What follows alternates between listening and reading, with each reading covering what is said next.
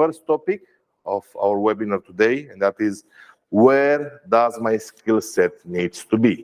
Okay, and this is what I believe we have the foundation. You know, like everything else, we need to build a strong foundation to build onto. And I strongly believe that the foundation of any Venetian plasterer applicator should be his knowledge, should be, you know, understanding the materials, understanding the market, understanding the finishes, and being able to offer a much wider variety of services and finishes, and having a very good understanding. So how do we do that? As you probably guessed already, it starts with taking courses. I strongly believe that taking an organized course with an organized structure in an organized place by a very good established business in the industry is a very good point to start on. Now, some of you will ask, why Impera Italia? Okay. Apart from the fact of being a teacher at Impera Italia, running webinars and sharing my experience with other people, I'm also an approved contractor and also a brand ambassador. And from a logical perspective, why am I a brand ambassador to Impera Italia? And as I said before, why Impera Italia? I strongly believe that Impera Italia, from the applicator perspective, is the one-stop shop for any Venetian plaster and micro cement inquiries. Yeah. So you have all the training that you need, all the tools that you need, all the materials that you need. In terms of the services, you can get sample pots for every single material. You can get color matches. You can get all the charts, all the knowledge, all the know-how. Everything is in stock. So, you know, and there's much more out there that I can, you know, I don't even mention it here. So it's really the one-stop shop for every single requirement for Venetian plasters and micro cement. So I would, from an applicator point of view, if I were to start my journey now, I'm sure I would make the same decision again, that start with the Impera Italia, because it's the place to be in this industry from my perspective. Okay, it's the place that has everything around and is built, that the place is built around the applicator. And I did mention it quite a few times on my courses when I run the course, the 3-day Venetian plaster course. I did mention quite a few times that the aim, the main thing of running a course of Venetian plaster is for the people that are taking the course to become successful, okay? Because at the end of the day, Impera Italia sells materials, and they can only sell materials to people that are using the materials. And in order to be able to use the materials means you need to have projects, so you need to be successful. So logically speaking, our aim when we run the courses is for you to become successful. Hence the webinar, hence the training that we do, hence all the goodie bags that people received in the trainings. That's why I always say, both me and Dimi, my colleague, he runs all the rest of the courses, we don't hold any secrets, okay? So whatever you need to know from the industry related to the subject, we are here to share everything we know, okay? So going back to where does my skill set need to be, starts with the courses, okay? And starts with building up your knowledge. Once you've taken a course, what do you do from there? And as I've said it before, my journey was never easy, okay? I've always found myself out of my comfort zone, and I still do to this day. So once I took the course myself, I started practicing. Practicing means, you know, either going in friend's house, getting them to pay for the materials, and I did the works, going to the shops, going, you know, wherever people could see my work. Looking back at it now, the main thing and the really priceless thing that I've got out of doing all these things, it was experience. It was building my skill set to be able to do all the projects that I did. So I find it really valuable once you've taken a course to go and practice, to go and expand your skills, okay? Because as I said, this is the foundation of everything. You cannot build on something, you know, that has no foundation. You cannot build something if you don't have the skill set to do that, okay?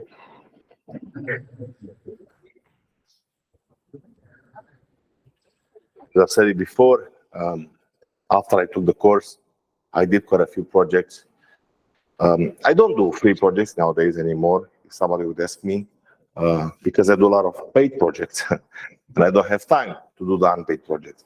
Of course, if there is a good friend of mine or family that would like to do something, I do this just, you know, out of kind-hearted, but I don't gain really anything out of it anymore. So at the beginning, I did this both for them to enjoy it, of course, but I did it mainly for myself to be able to enhance my skill set, okay? When you do this, a very good point, and I find like a very good piece of advice, if you do even a small wall in a family's member house or in a friend's house, even if it's a small wall, I would recommend, you know, get like a nice chair around it, a little table, a flower, take a nice picture and use it as content. Because at the end of the day, that's your work. And the main thing that you want to do, and the main thing that is all about this webinar is for people to know you and how you get to do that. So don't undervalue the importance of doing all these things. Yeah, you do a feature wall either in your home, in your own garage, in friends or family's homes, whatever you can practice, even if it's a small area, get a small picture up to that wall and use it as a content for either social media or website. Okay, so this is something that I would have probably done a bit different, and that is, if I were to go back in time, I would definitely take more pictures of all the works I've done, and I would definitely try to maximize, okay, the outcome of this content. So I would definitely start sooner with the social media, posting my works on social media, building a nice database of all the projects that I've done. So learning from my mistakes, if I can put it so, I would definitely recommend to everyone starting this journey to take all the pictures and make sure you use it as a content. This will lead me to the second topic of the webinar, and that is where to advertise and to whom. Okay. Before I start this, I want to stress something out, and probably this is my personal touch, and this is what stays at the core of my values and of how I do things. There is a word, and that is integrity. Okay. I do stress this out a lot during the courses because I strongly believe that I can make a difference in my industry if I'm known for the right reasons. Okay, so if people recommend me, rather than, you know, for example, someone recommending because I'm cheap, I'd rather have someone recommending because I'm good and I am a man of work and I'm a highly professional in my industry. So I really believe that behind all this, there is integrity. And integrity, from my perspective, is doing the right things with the right outcome. Okay, so we start like a few under points to where to advertise and to whom. First one would be decide if your area is a good place. Okay, so I did learn from experience that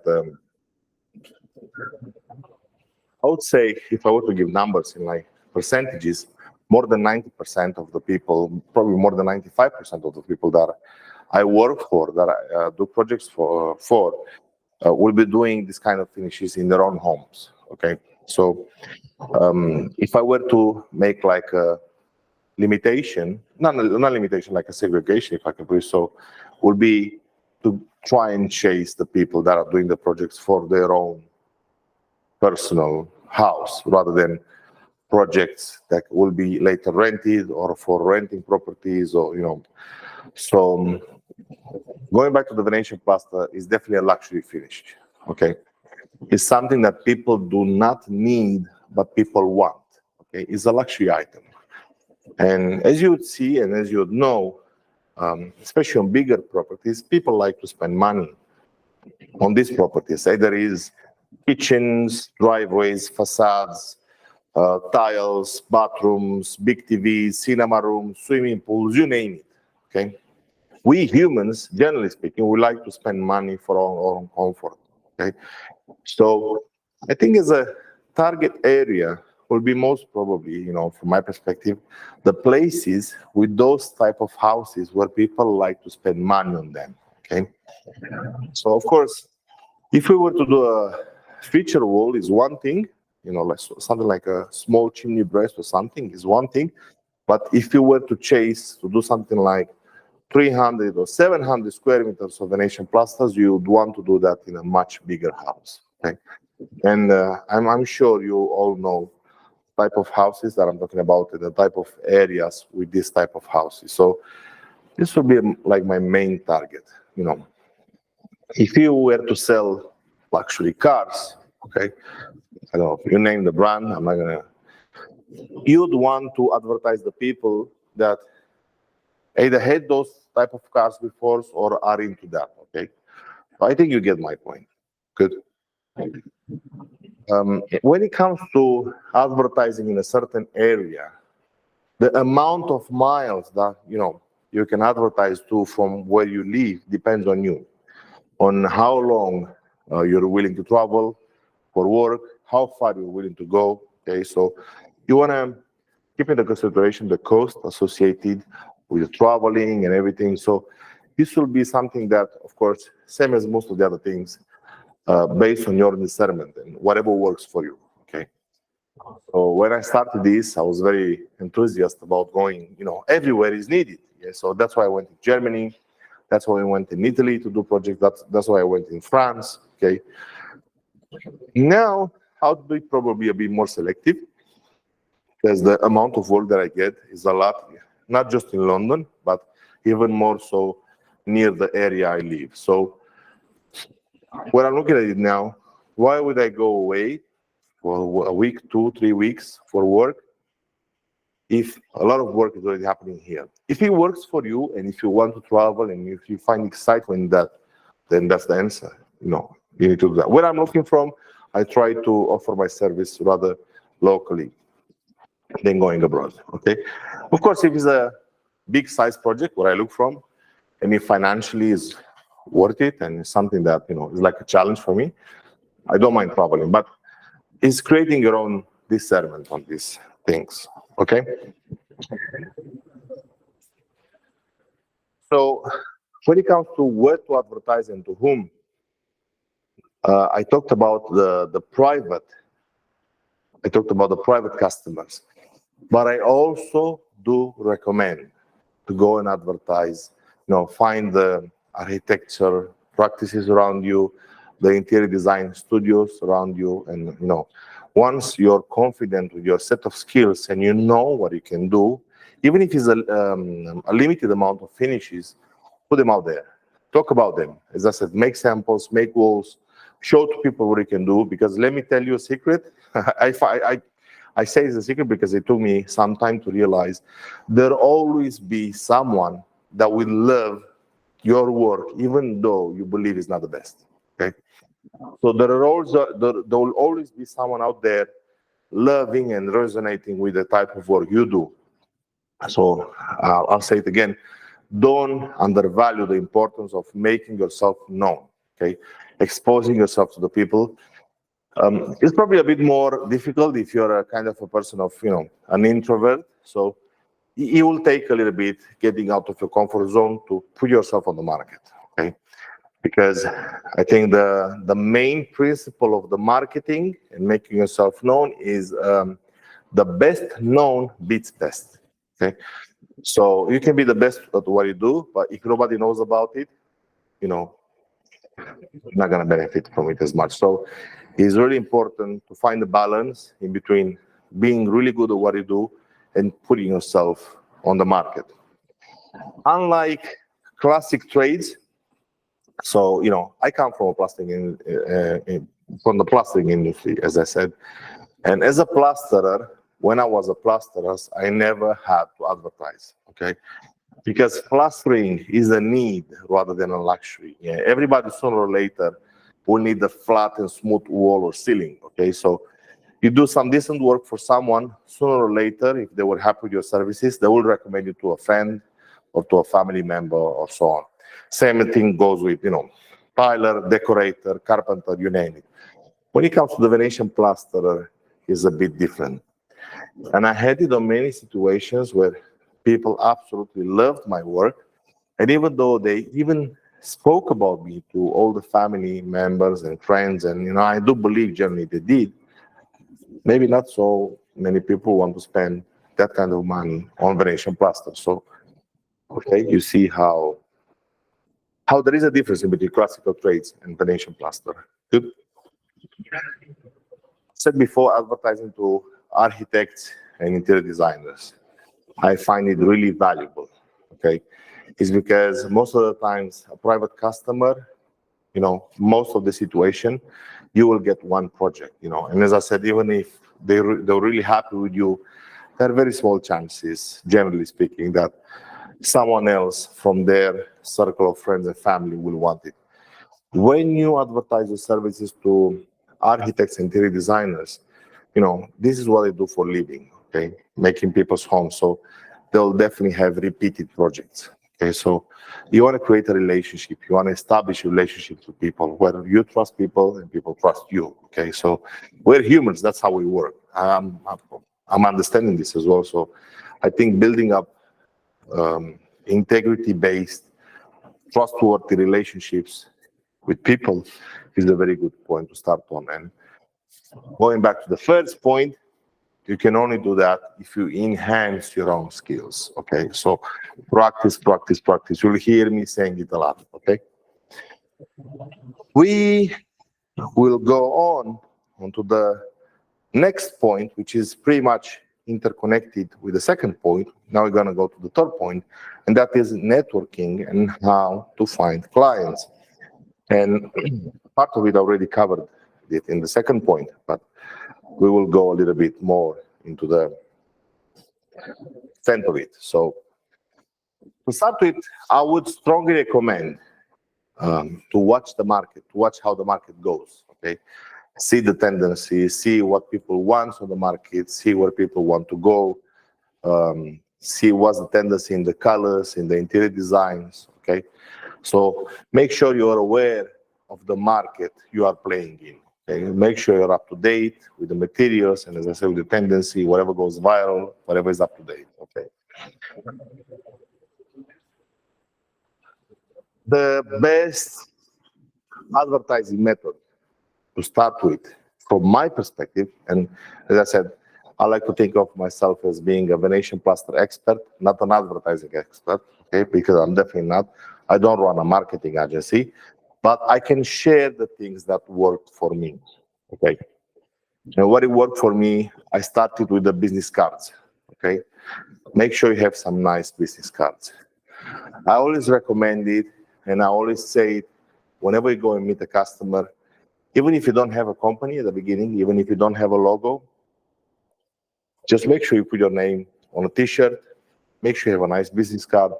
But when you show somewhere, you want to show attention to details, okay? Because Venetian plaster, at the end of the day, is all about attention to details, okay?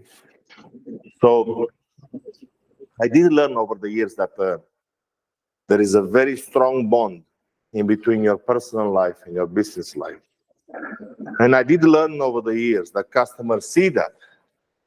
And I also did learn over the years that my choice is to live both my personal and business life in pretty much the same way. And that is out of integrity and at the best standards as I can, okay? So I really believe that if you go and see a project, make sure that what you present, which is you're selling your services made by you, make sure is at the top, make sure is at the best it can be shown, okay? So make sure you put your nice clothing on, t-shirt, having a bunch of catalogs, being respectful, I don't want to go in an area where I taught people how to behave. I'm only here to share what worked for me. And when I was a plasterer, it would happen quite often that I'll go from a project and maybe still have a little bit of plaster on my hand and go and see a customer, and I would never do that now. Okay, because at the end of the day, you're working in someone's home. You don't want to be in your working clothes. I do believe it's a matter of respecting yourself, first of all, and then respecting the customer that you're going to. Okay, so keeping your standards high on both the personal and business approach, me personally, I found it to be really valuable. Okay. At the beginning, of course, it will seem pretty difficult to get bigger projects. But this brings me to a subject that I want to stress about, and that is, even though now I do a lot of projects, like big projects, I don't know, from 100, 200, 300, up even 700 square meters project, it wasn't always like this. It didn't start like this, okay? So building up your own skill sets, you cannot start with something that it's that big. So starting with a feature wall, starting with a chimney breast, starting with something small, learning how the Venetian plasters works. Okay, so starting with the smaller projects, really. As you grow, I strongly believe that you should always invest more money and more time and more energy in making yourself known, in making your services, be present more on the market. So either that, nice quality business cards, nice t-shirts. When I'm talking about t-shirts, a lot of people will have this expectation they have to spend, I don't know, hundreds. You can start with 1 or 2 t-shirts, it will cost you.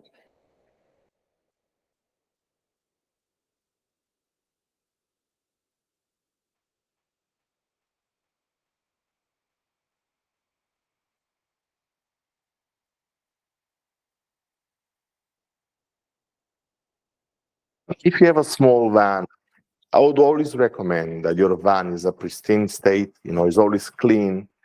And if you can make a sign, if you can, get the signs on it with your name, logo, your services, basically wherever you go, that's free advertising. Okay, it's not exactly free because you have to pay for the prints on it, but everywhere you go, your van will work for you. Okay, people will know what you do. So that's definitely a very good way to expose yourself. Okay. Another thing is when you show someone's house to show your services, having the t-shirt, the business cards, and the van will be a very good idea. Okay, I'll just grab something from my colleague.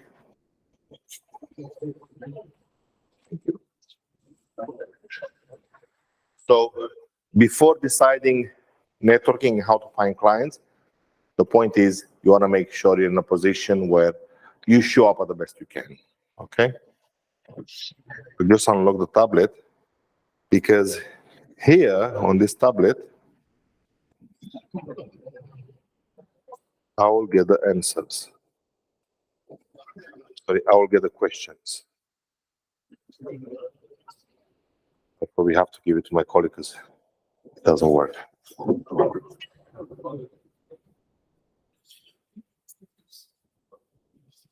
Okay.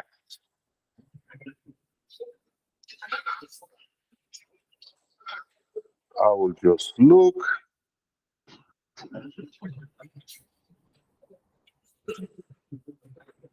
You have to excuse me for a second. I think I'm on the wrong chat here.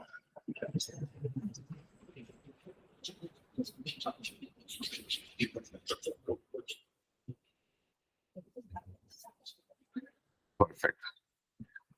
Here we are. There is something that probably I should have mentioned from the beginning, but better later than never. Being a live webinar, so this is live. I strongly encourage you, whatever questions you have, please send them on the chat, because I can now see them here. Okay, so whatever questions you have at any point, please put them on. Okay.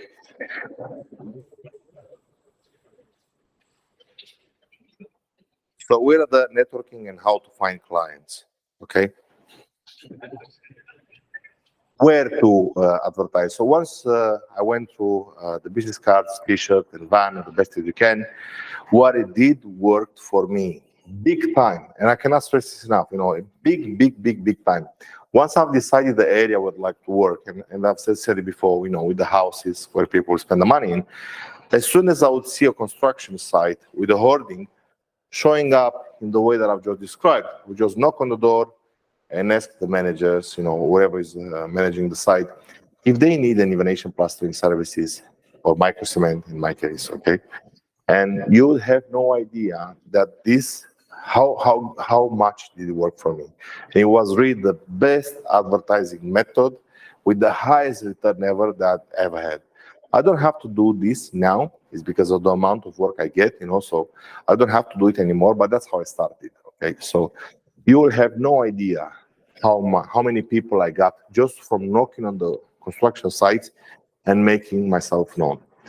From that point and moment,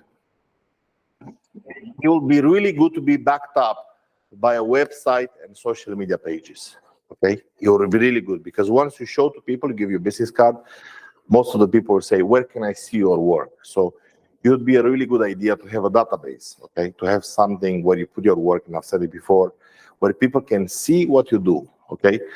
I'm finding from a personal experience, and as I said, I'm not a marketing specialist, but I'm finding that the Instagram page and Facebook's page work way better than a website. Also, setting up business social media pages rather than personal ones, you will have a lot more tools to promote your content, to promote your page, okay? So you can always spend money, it doesn't have to be big at the beginning. Even if you spend 20, 30 pounds, 50 pounds for a week or 2 weeks, I'm sure we live in an era of a lot of information. So I've used platforms like Udemy, for example. It's an online platform for online courses where you can buy courses on how to advertise on Instagram. So it doesn't have to be something big. You don't have to spend the thousands at the beginning, but it's rather a matter of consistency. And I do believe, and strongly believe after all these years that my understanding at the beginning of the marketing advertising was a lot of money. And I do see it now that way more than money, what's much more important than the money and how much you spend is the consistency. So starting it from the beginning, and being consistent in making yourself known, I'm pretty sure will have way bigger results than spending a lot of money, okay? So make sure you have this in place, okay? Before I jump onto the fourth point, I'll take some questions, okay? And I have a question from Sintija. How do I build a team around you, as I believe you can manage 700 square meters on your own, okay? And this, is a question that will be from the next point, the fourth topic, and that's the importance of managing a project, okay? So, very good question. I was going to address it. I'll answer to it now. So I've just, talked a lot about how to build your own set of skills and how to make yourself known and how to improve who you are, on a business level and personal level. And why should it be any different doing this for a team? In this industry, me personally, I found it pretty difficult to create a team that has already the skill set you need. So therefore, I decided probably the best thing that worked for me was to be patient with a couple of guys. Be patient for them to learn in the same way that I learned. And it's not just learning the skills, but learning the approach of how we do the work. And that is no conflictual. That is always trying to find the best solution that works for everyone. That is to have this integrity at the back of the, everything they do. And if they did a mistake, to assume the mistake, to find the best way to move on immediately, to get everything sorted, finding no excuses, So I think passing down these valuable principles to whoever you work with is a very good starting point. Where to find the people? I mean, I wish there'll be a secret formula, but there isn't. Okay, so as I've said, it is very important to create bond and relationships with people. So both from the perspective of finding customers, also from the perspective of finding people to create a good team. So I think as you become better, first of all, because I strongly believe I cannot show, I cannot share what I don't have. is one of the principles that I stand by. So I'll need to, in order to be able to share, I'll need to flow my cup before I overflow it. So I strongly believe that the main thing at the beginning will be to concentrate on building your skills. And then, if you ever land a 700 square meters project, yes, of course, I did not do it on my own. There is also people from different industries, like from plastering industry. Being a plasterer mean you have very good skills with the trowel. That does not make you a professional Venetian plasterer, but for the base coats and for the first coats, I got a few teams of plasterers to help me with, and then I concentrated more on the finishing coats. Okay, so that's one way to do it. When I did big walls, because in these 700 square meters projects, I had one wall that was 54 square meters. When I did this, I made sure that all the 5 people that were helping me to do the finish on that wall have trained prior with me. We both trained on different wall. Everybody knew what I was doing. So, of course, managing. So I'll jump into the fourth topic, and that is the importance of managing a project. Okay, and I think it is in the name, managing a project. Managing a project means you'll be responsible for what happens there. And I will start with something that I believe is very important. That is to be mentally strong. Okay, so develop this resilience to be able to, stand in stressful situation, managing, situations that maybe will not go as planned or the way you wanted. So, and always try to find the best outcome, for everyone. Managing a team of, 4, 5, 6, whatever the number of the people, means you're working with other people. And not everyone will understand the things in the same way you do, or maybe you will not understand in the same things they do. So you might find yourself in a situation that will not necessarily go as planned, and that will definitely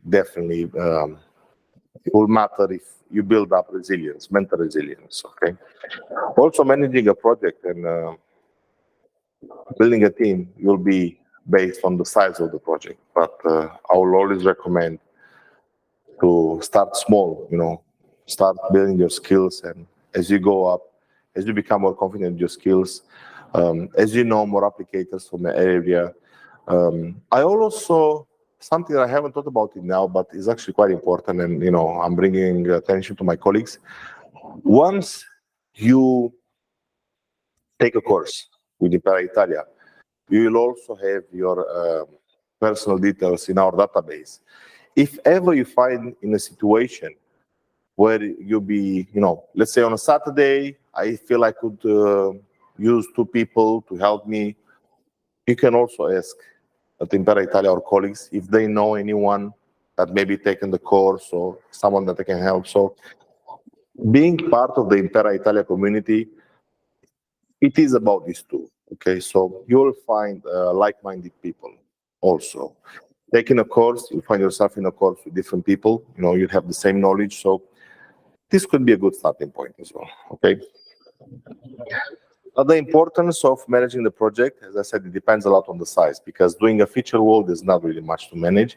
Doing something that is much bigger, you'll be a little bit more complicated, and that is because you'll have to learn how my colleague beautifully put it down on paper, about the art of planning way ahead whilst keeping a level of flexibility. Okay, so yes, it's an art. My colleague Sebastian put this here beautifully said. It is an art. It is an art because, as you'll find, Venetian plasters, most of the times in bigger projects or in construction sites, will be the last thing to go on. So think about how many tradesmen before you will be there, from normal plasterer, carpenter, decorator, electrician, you name it. Everybody will do their works before you. But that means this is subject to a lot of delays, from different trades. So keeping the flexibility in mind will be a good idea, and try to accommodate, because at the end of the day, we are in an industry where we offer services. So we are in the service industry. And I've learned this over the years, that it's really important to also be patient, try to have an open understanding, and try to be flexible. Because what I look from, unless you have these qualities, these rules, if you want to put it so, in this industry, it's pretty hard to thrive. Okay? When you deal with the project, there will be definitely a lot of phases that you go through, from the quotation to approval to sampling to doing the works, establishing the starting date, getting the deposit, getting payments. So I will go in the next topic about the contracts and how to protect yourself, and then how to expand your business. We will go through some keys, some key points to these things. Okay. Going back to the flexibility, is a common thing that you'll find, sending a quotation to a customer and waiting even for 2-3 weeks and having no reply back. And as I said, it's a luxury industry. Many times people change their minds. Many times people want to take a bit longer to think about it before they spend the money or something like this. So flexibility and patience. Okay. I'll take another question, a couple of questions here.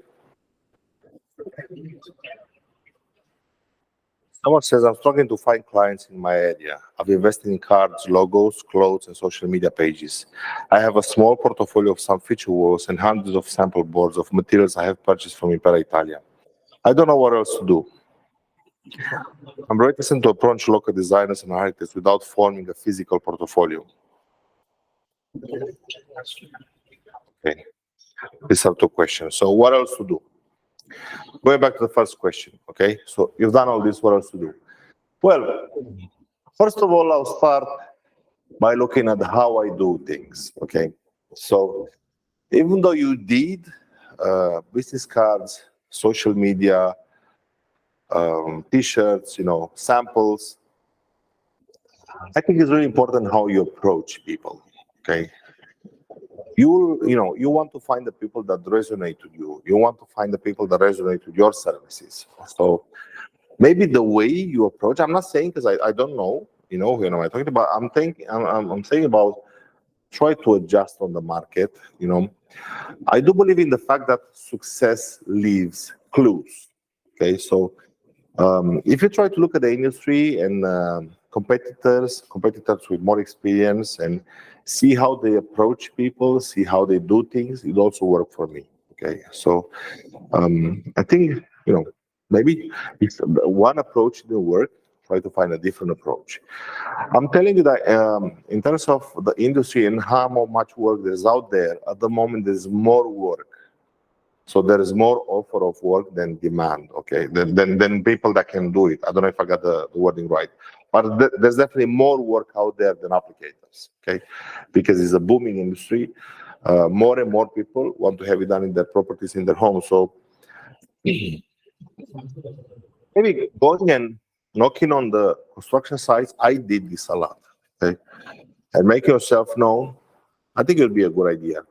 Maybe promoting a little bit more about social media. So, for example, if you have a business social media page, you also have these options of promoting posts and, targeting different areas and different people with different interests in the area you want. So maybe try to work on these factors. As I said, if you'd go on Udemy, that's what I did. Udemy online courses, you can get a course on how to advertise on Instagram for like 10-15 pounds, yeah, and try to learn new topics. So if you did something and it didn't work, it doesn't mean that's game over. It means there is definitely something out there that you haven't done yet. Okay, so as humans, we are definitely much more complex than we believe to be. Okay, so there's many more ways out there than what we've tried. So I think perseverance in what you do is also key in becoming a successful Venetian plasterer, because yes, there were many moments where the things didn't really go as I planned. Okay, so it takes perseverance and consistency. Okay, I have another question. Someone saying, I'm reticent to approach local designers and architects without forming a physical portfolio. would your opinion be that a sleek physical portfolio would go towards the professional presentation, or would you consider it more of a red herring in this industry? So when it comes to a physical portfolio, I've seen it done over the time with different people that have taken the course. And looking back at my experience, there were moments where I did this too, and that was self-limiting. Okay. But when I say about self-limiting, I did mention earlier that it's a very good idea to start and taking pictures of your content and using it, on social medias and uploading it, but it's not the main thing. Okay. I also strongly believe, regarding to the previous question, the person that said is struggling to find clients, as a Venetian plaster, in a way, you also become a sales person, because at the end of the day, you need to sell your services. So is this how is a multiple factor combinations. Regarding the approaching interior designers and architects, if you don't have a portfolio, yes, I did that. Yes, I did that. And let me tell you something, even nowadays, as we're talking, actually this week happened, I've met with someone, an interior designer on a project, actually a big project, and they asked me about my portfolio. Something that I did, and I'm sharing very insightful information. I said, if I'm here, it means you know already what I do. Okay. So if we had a conversation, we went through all the details, you've asked me all the questions, and I came back with the right answers from my industry. You wanted to see my work, Yes, I don't mind that. But is that what you really want? So building up your confidence, building up your skills, you're not going to find you have a lack of portfolio, if it makes sense. So being confident on what you do, even though you don't have a portfolio, it will reflect in the way you approach people. Okay. How many times did it happen that even if it's not in Venetian plaster, you try to convince someone about something that is 100% right, and it happens many times that you don't need real evidence. If you're really confident about what you're saying, you don't necessarily need evidence. Of course, evidence, in this case, portfolio, is a much better thing. But if you don't have it, it doesn't mean you cannot do it. It feels like you're finding the things that you need to succeed, and you're saying that if you don't have those things, you cannot succeed, which is not real, because you can. Okay. When I started, and as I've said it earlier before, I didn't take a lot of pictures. I did not take a lot of pictures. And whenever I was approaching people, I didn't have really a portfolio, but I said, look, most of the finishes that I do are unique. So if I were to show you some finishes of something that I've done before, and you cannot find your finish in those works, it might limit you. So why don't you let me do a sample for you, or I can also do a small wall for you if it's a bigger project, see what I can do, and we see it from there. So, try not to impose yourself a self-limitation, but try to find a way how to move on from that. That'll be my question to the answer, and I hope it helps. Okay? We'll take another question before I move on. I have done a 3.5 square meters tall fireplace with all 4 sides by myself. And it was hard, but I did it. Saying that, it was in my own property and it took some time to complete. If it's in a customer's property, it would have been done a lot quicker. I don't see the question here. If you do, generally speaking, if you do some work in someone's property, it would be a really good point and a professional to tell them how long it will take. So I don't think it's right or wrong, depending on your skill set. So yes, if I were to do something that might take you 2 days, somebody that is a bit less experienced might take 5-6 days, and that's perfectly fine. Okay, just say it from the beginning. When it comes to the timing, if I think that will take me, for example, 4 days, I might just say maximum 6 days, because I rather over deliver than under deliver. Okay, and this most of the times the difference in between over delivering and under delivering is only you. Is only how you set the thing from the beginning. So If I think something takes you 4 days, for example, as I said, I would say maximum 6 working days, okay? And then if I finish it quicker, customers will be happy. If I were to say 4 days and it'll take me 6 days, you'll be under delivering. So it's really good to speak from the beginning, okay? Hope this helps. This will lead me to the next topic, that is contracts and how to protect yourself.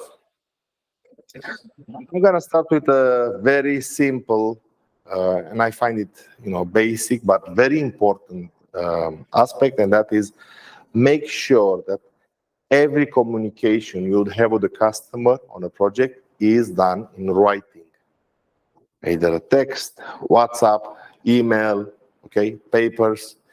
Make sure everything is done in writing. So that should be always at the core of your actions when you have communication with the customer, okay?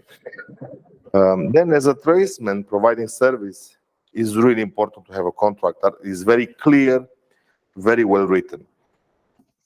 It's very important to set clear things from the beginning, because that's how you build, from my perspective, and not just mine, healthy relationships. So if you go and you have a relationship, business relationship with someone, they'll tell you what they want.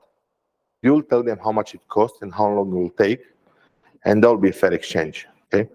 The more precise, the better. The more precise, the better, okay? So if somebody wants, I don't know, they show you, I want these 3 walls, okay? You go and measure them. Let's say, in this example, these 3 walls might turn out to be 27 square meters. When you write the quotation, they'll be saying this price is for the front, left, and right wall into the living room, totaling up to a total of 27 square meters. So the more precise they are, and the more precise you are, the more clear the agreement. And when you have a clear agreement, there's little that can be left to interpretation. If you leave things to interpretation, I did have situations where people try to take advantage, and you might find someone saying, can you do this a little bit for me in the same price?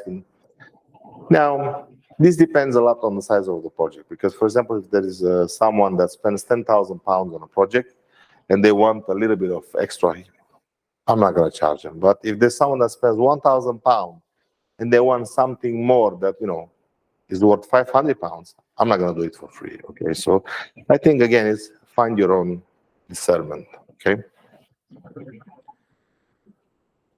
Well-written contract, as Sebastian is putting here, will leave very little room for arguments, So I really believe that in the services industry is really vital, very crucial to avoid conflicts at any cost, I'm not saying compromise yourself, all the time. I'm not saying, you just try to find yourself in a position that is from integrity, is clear, and try not to find yourself in a conflict situation. So wherever I believe things can go conflictual, I try to find a way that works for everyone, and the things get solved in a nice manner, okay?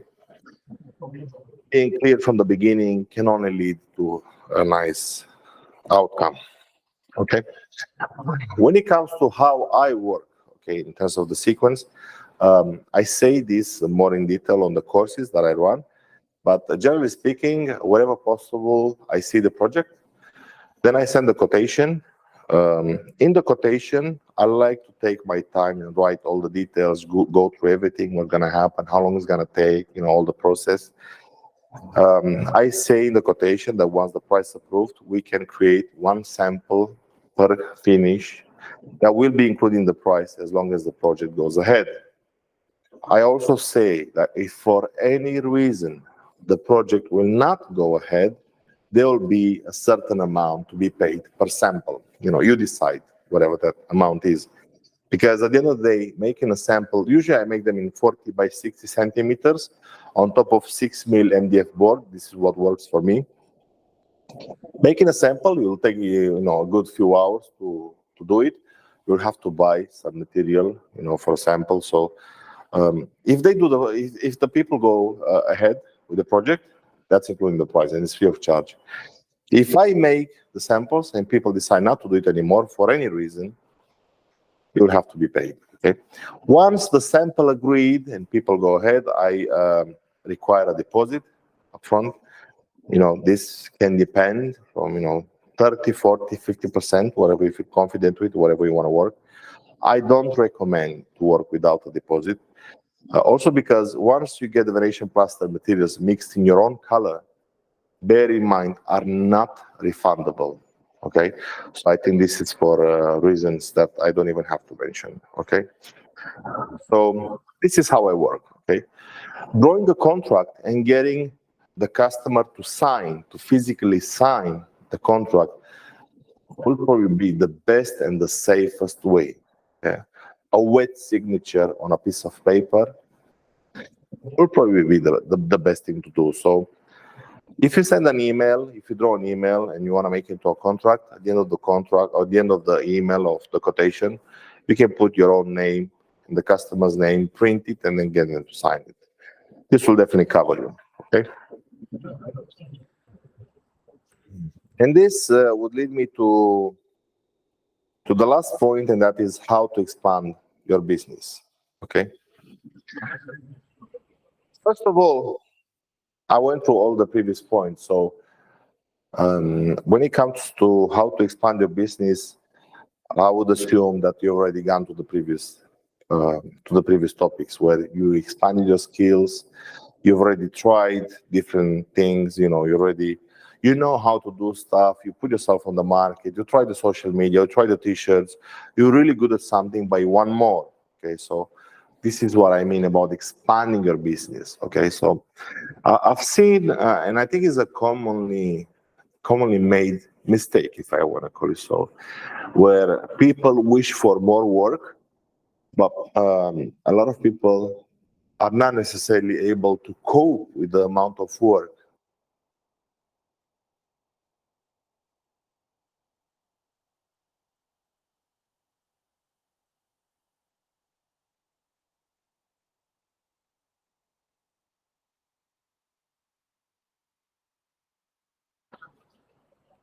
I'm getting my colleagues making some signs. Yeah, everything is okay. Yeah. You know where you land with the airplane on the airport and you get all these signs. So I'm trying to understand. Okay, it's all good.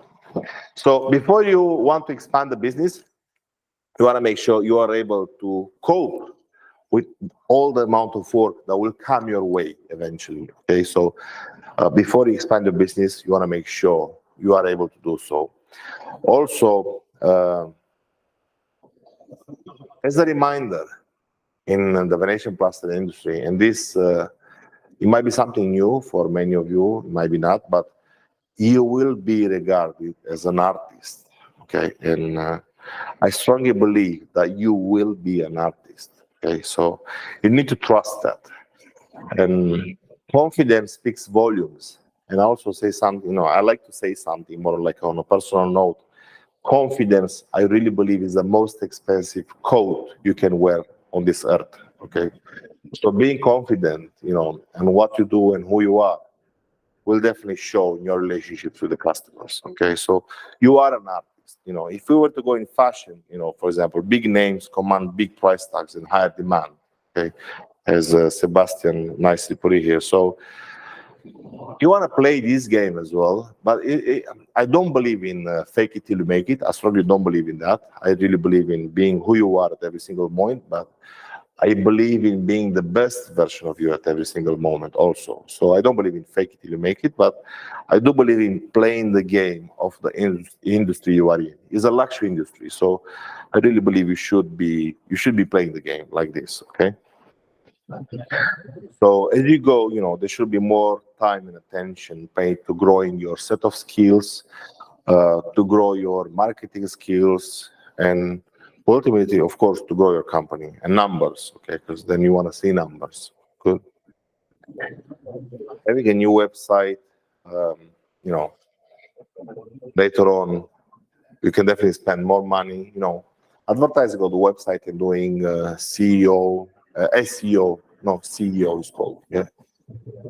Works for the website promotion. It definitely costs more, but it's definitely worth it. Okay. Something that maybe I should have mentioned from the beginning. I have it here, but it was good to mention it from the beginning. When you do all your business cards and T-shirts and what I've said, it will be a really good idea to buy a domain, a web domain, and have an email with your own company name. So rather than have, I'll just make an example, Robert, which is my name, at yahoo.com, you'd rather have contact@robert.com. Okay, so these things really, make a change. When you send an email to someone, make sure you have a signature in this email. So make sure it includes your name of the company, phone number, logo if you have any disclaimer, so that having a signature in an email also is a very nice touch, because you see, I believe in probably 90% of the communication happening between you and clients will be through email. So that says a lot about you when you send an email. Okay. Impera Italia, as I've mentioned before, is a really good place to expand your business as well. Being a regular customer and showing your skills, and we don't make any promise, but there is also opportunity, depending on the area in the UK where you travel from. There is also always people calling in to ask for an applicant in different areas. So if you show your skills and you show dedication, there are big chances that you might be contacted and called up if you want to take on a project. So, again, showing your dedication, which is at the end of the day, showing it for yourself, first of all, and then showing to others what you can do, pays back. Okay. I did talk about the staff before I even got to this point, and it was one of the questions, how to build a team. So how to find the right staff, okay? I don't think I have found the absolutely winning formula, but I do believe in, growing together with my team. So as I expand my skills, so do my team. As I grow and I become better at what I do, so do my team, okay? So, because at the end of the day, is working with other people. I don't think there is a math equation. It just cannot be. It's more like a navigation in the relationships. Okay. Also, under the expanding your business will be the additional training, and as I've mentioned before,